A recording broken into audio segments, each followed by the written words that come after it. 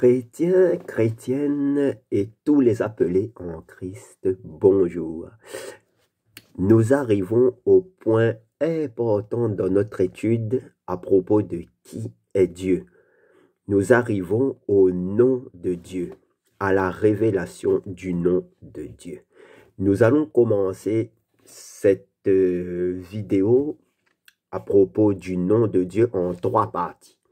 Nous allons commencer déjà par un interlude important à propos du nom de Dieu, d'Élohim, qui va nous éclairer ensuite sur la compréhension. Commençons. En ce moment, il y a un réveil important où Elohim est en train de restaurer son nom. Et mon but ici, c'est de vous partager la lumière sur la révélation de son nom. En fait, au début, quand je lisais la Bible, je voyais les noms de l'Éternel pour qualifier Dieu et Jésus-Christ pour le Fils unique de Dieu, etc. Récemment, pendant une étude biblique sur la terre avant qu'elle ne devienne informe et vide, car je me posais la question que la terre a bien plus de 6000 ans, parce que beaucoup pensent que la terre a 6000 ans. Mais moi, par rapport aux dinosaures, qui sont datés bien avant, et plein d'autres paramètres, je pense que la Terre a plus de 6000 ans. Et même la science le prouve. Quand je parle de la science, je parle de la science sérieuse.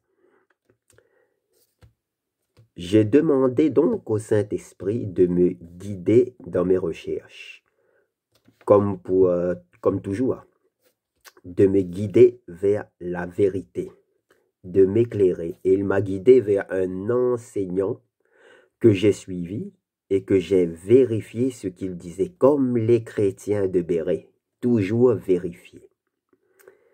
Déjà, j'ai appris que la terre n'était pas informe et vide, mais qu'elle devint informe et vide. Du mot aya, ce qui veut dire devint, qui veut dire devenir.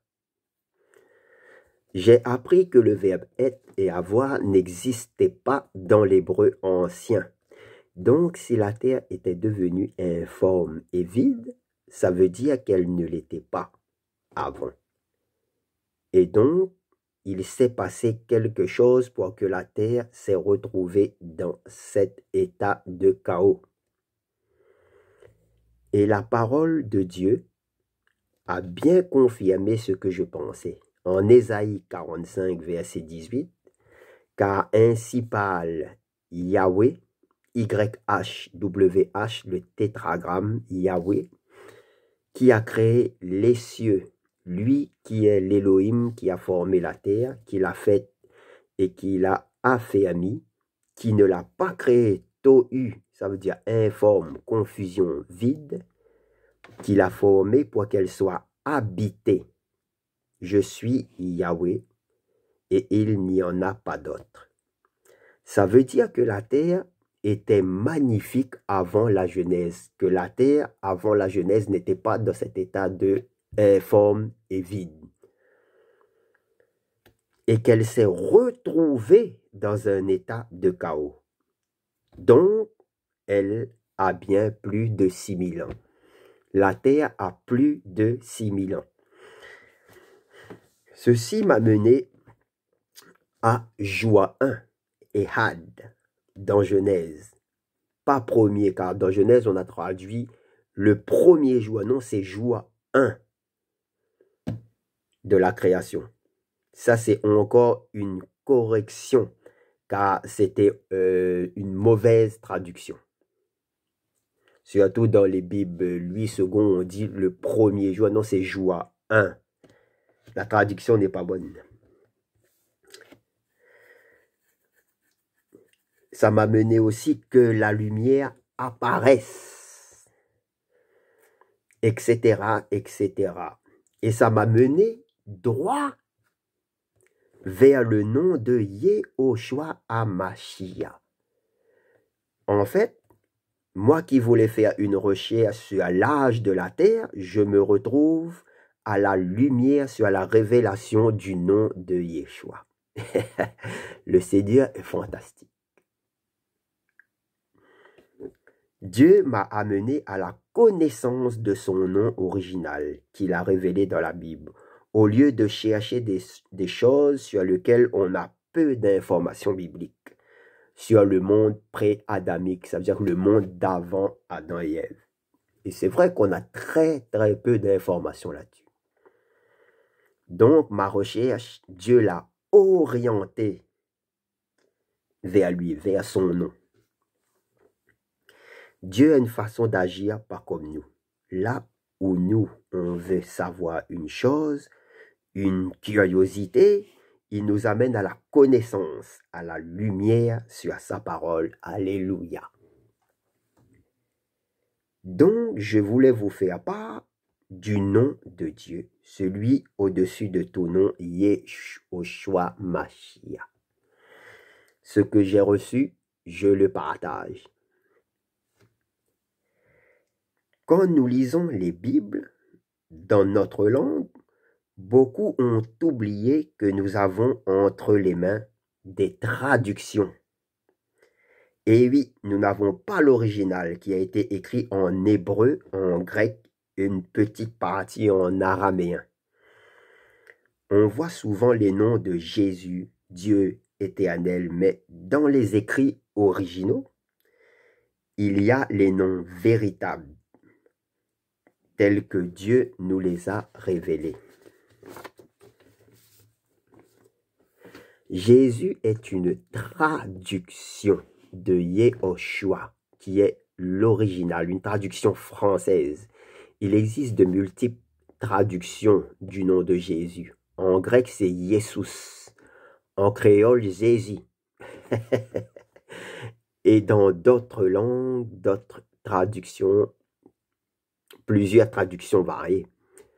Attention, attention, attention. Ça ne veut pas dire que la traduction Jésus est fausse, non. Et que Dieu va nous punir si on le prononce. C'est Dieu lui-même qui a confondu les langues à Babylone pour casser le gouvernement mondial qui voulait créer avant l'heure une société de domination avec un seul gouvernement à la tête. Dieu leur avait dit de se répandre sur toute la terre et eux, ils ont refusé. Ils voulaient rester là. Tous parlant la même langue. Donc Dieu a confondu leur langage et ils se sont divisés et répandus sur toute la terre. Donc c'est Dieu qui a voulu qu'il y ait plusieurs langages. Dieu sait qu'il existe plusieurs langues, donc plusieurs traductions. Celui qui dit Jésus avec un cœur fidèle et véritable à la parole de Dieu, faisant la volonté du Père, est enfant du Seigneur. Celui qui dit Yehoshua, mais ne faisant pas la volonté du Seigneur, est un enfant du diable. Yehoshua accepte toutes les traductions, Jésus, Jésus, Jésus, etc. Mais dans notre marche spirituelle, il veut nous mener à la connaissance précise et véritable de son nom qu'il nous a révélé dans la Bible. Et ce que Dieu fait, il le fait jamais en vain. Dieu veut que nous revenons à son vrai nom. C'est pour ça qu'il y a un mouvement de réveil à ce sujet. Car le nom de Jésus est un nom hébreu à la base. Il n'est pas européen, ni chinois, ni américain, ni anglais, etc. En plus, dans l'hébreu ancien, la lettre J n'existait pas. Donc, ceux qui disent que Jésus est le nom originel se trompent. En plus, la lettre J et U ont été inventées au XVIe siècle. Quand on dit aux autres, à la lumière de la révélation biblique, que Jésus n'est qu'une traduction, mais que son vrai nom est Yehoshua, beaucoup de personnes, même des pasteurs, le refusent. Pourtant, c'est ce que la Bible nous enseigne. Beaucoup ne veulent pas de ce nom ou beaucoup n'avaient pas la connaissance de ce fait à cause d'un manque d'études bibliques. Car c'est enseigné que le nom de Jésus est Yehoshua HaMashiach. Commençons étape par étape pour nous montrer que le nom traduit par Jésus est Yehoshua, que le nom de Jésus est un nom à la base hébreu. Déjà, Jésus est juif. Même le roi des Juifs, né à Bethléem de la tribu de Juda, il est le lion de la tribu de Juda. À l'époque de Jésus,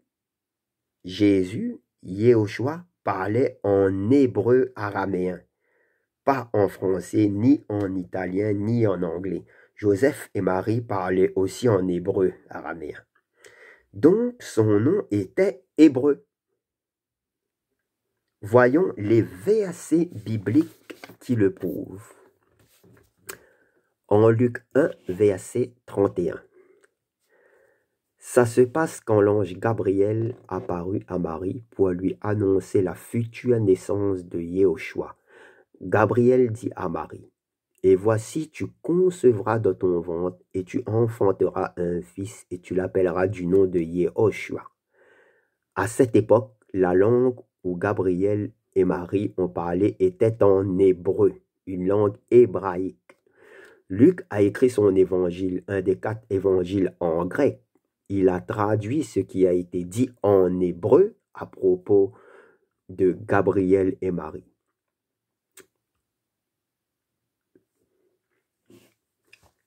Le nom de Yehoshua en hébreu a été traduit par Yessus en grec, par Luc.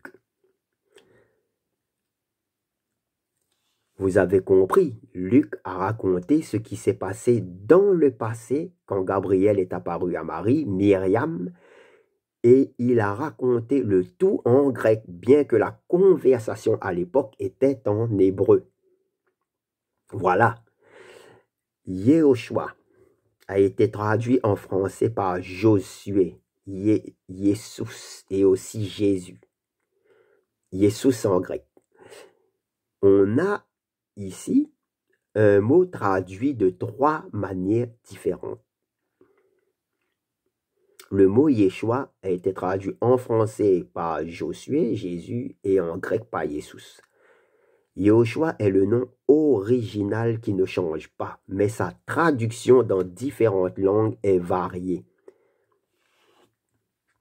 En Actes 26, verset 12, on nous dit que l'apôtre Paul, avant de devenir apôtre, était un grand persécuteur des chrétiens. Et oui, beaucoup ne le savent pas. Il s'appelait Saul de Tarse avant de s'appeler Paul. Un jour, sur le chemin de Damas, Yehoshua, Jésus, lui apparut. Et le verset 14 nous dit, « Et nous sommes tous tombés par terre, et j'ai entendu une voix me parlant en langue hébraïque, disant, écoutez bien, en langue hébraïque, je le répète, en langue hébraïque, Jésus a parlé à Paul en langue hébraïque et lui dit, Saoul, Saoul, ça c'est Saul, Saul de Tarse, ça c'est Paul, Saoul, Saoul. En fait, Saoul c'est l'ancien nom de l'apôtre Paul, Paulos. Saoul, Saoul, pourquoi me persécutes-tu? Paul lui demanda donc qui il est, et il répondit, je suis Yehoshua que tu persécutes, en langue hébraïque. Jésus lui dit, je suis Yehoshua en langue hébraïque.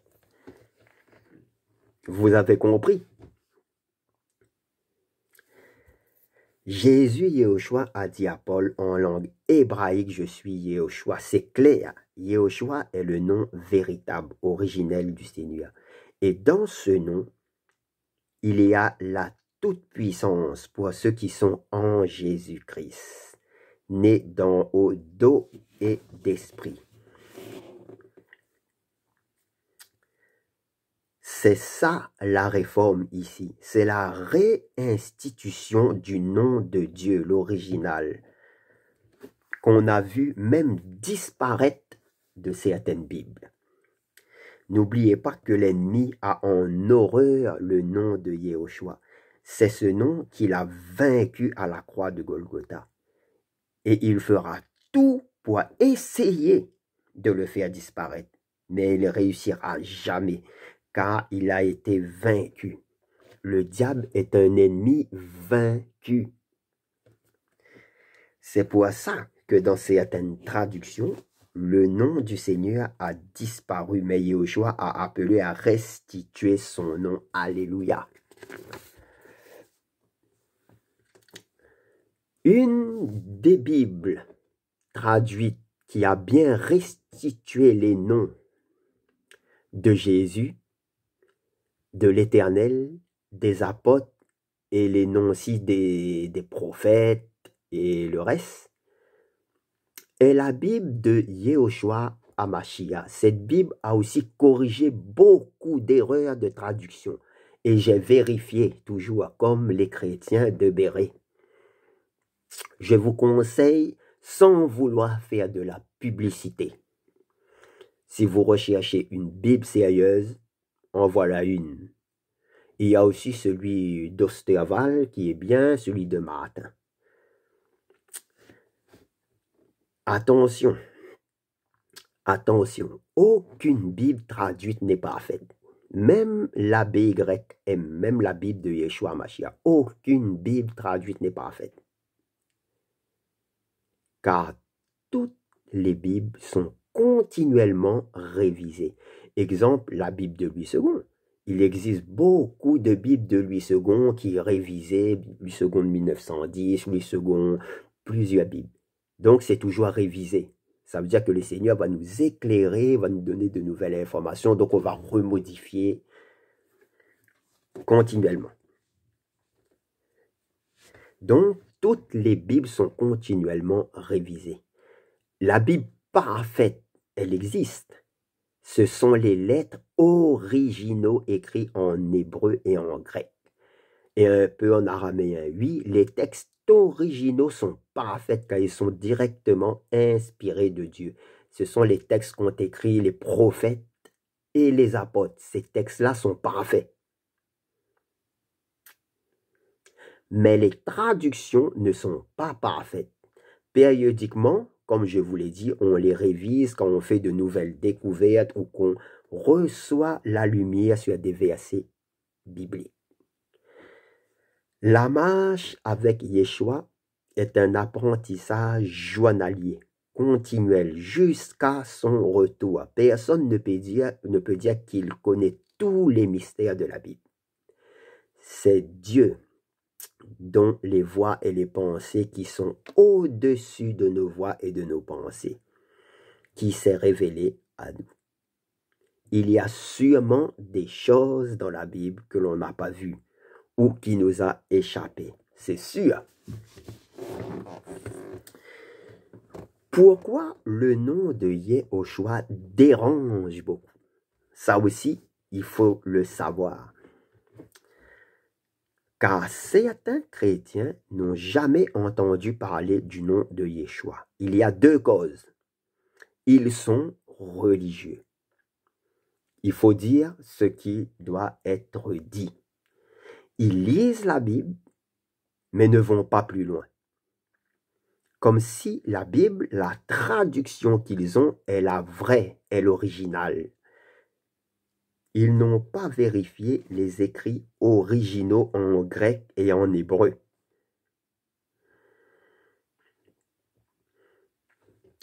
Voilà. Ils n'ont pas vérifié les écrits originaux en grec et en hébreu. Parce qu'à certaines de ces personnes, on leur a prêché un Jésus occidentalisé, pas le vrai Jésus qui est juif. Et la deuxième cause, c'est que ces chrétiens ne lisent ni étudient la Bible. C'est une vérité. Beaucoup de chrétiens ne lisent pas la Bible et n'étudient pas la Bible. Et quand tu leur dis quelque chose, ils vont répondre, mais sans connaissance. Par exemple, tu vas lui citer un verset biblique qu'ils ne connaissent pas, ils vont dire non, c'est faux, c'est faux. Mais quand tu vas lui montrer après, ah! Et là, on se rend compte en fait qu'ils ne connaissent pas la parole.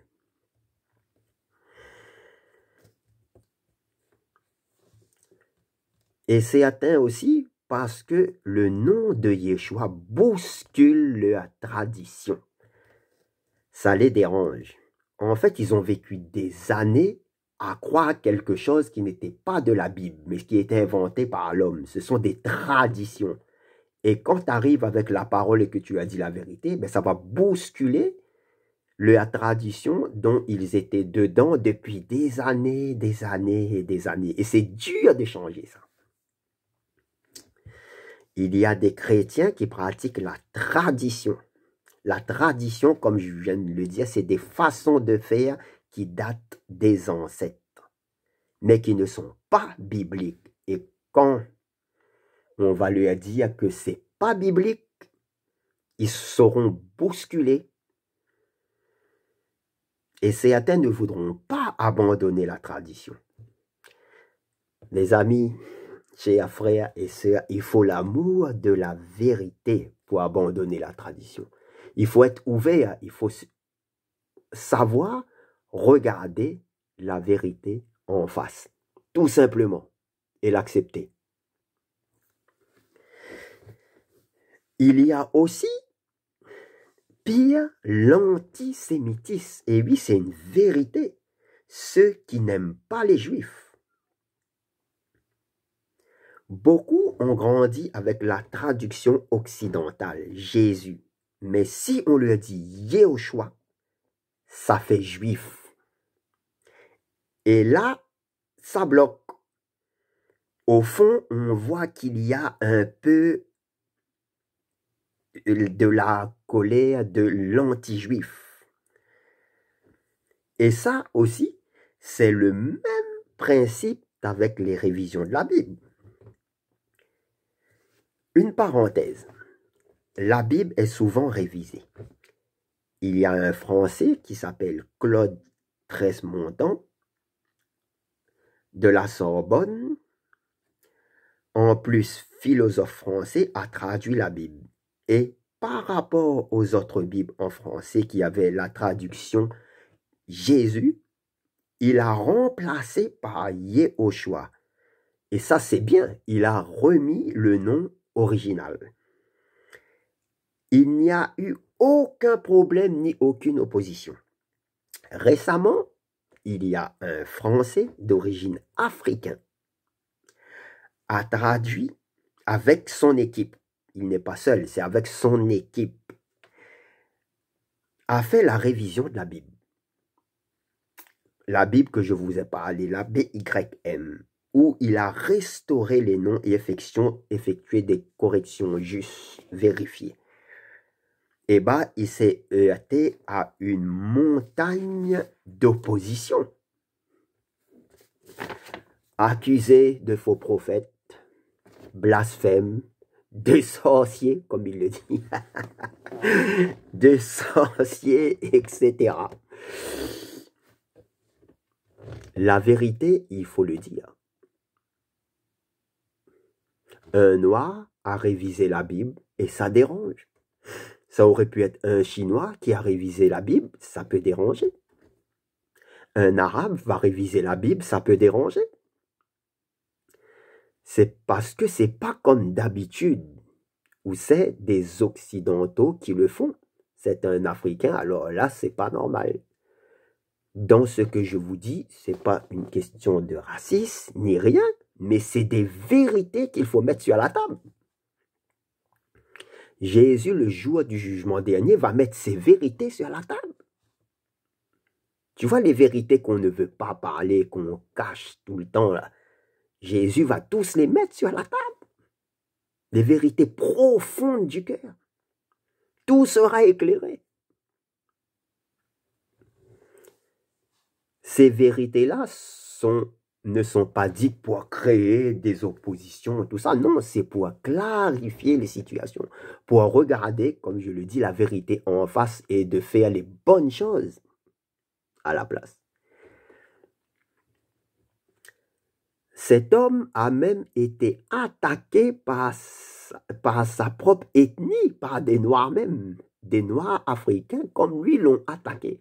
Et ça, c'est de la jalousie.